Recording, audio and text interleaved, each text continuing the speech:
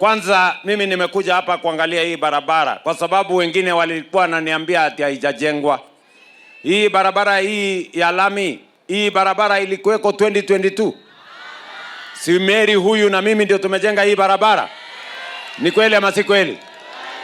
Kwa hivyo wale wanatuambia ya kwamba hakuna kitu Mary na Ruto wamefanya, waambie wakuja waangalie barabara tumejenga hapa. Ni kweli ama si kweli? Mary ananiambia huyu mbunge wenu ati mahali barabara hii imefika hapo anataka isukumwe mpaka ishikane na kule Kabiti. Munasema tuongeze mpaka ifike Kabiti.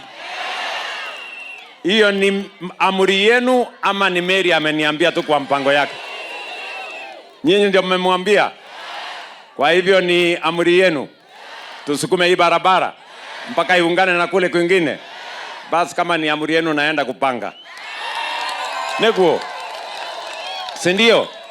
Leo vile vile nimefika hapa kwa sababu mnajua tuliwaambia kina mama mboga hatutawasahau. Pia watafanya biashara mahali kuna maji, kuna stima, kuna usafi, kuna cold room, kuna mpaka storage. Na leo mimi nimekuja hapa, soko yenu iko hapa. Tumewapatia milioni 65 ya kujenga hii soko yenu. Na hii soko yenu hapa, watu wa hapa Siombo, hii soko yenu munipatie miezi 3. Hii soko itakuwa tayari, mimi nakuja kuhandover, muendelee na biashara yenu. Siombo hoye! Siombo hoye! Tuendelee ama tuendelee?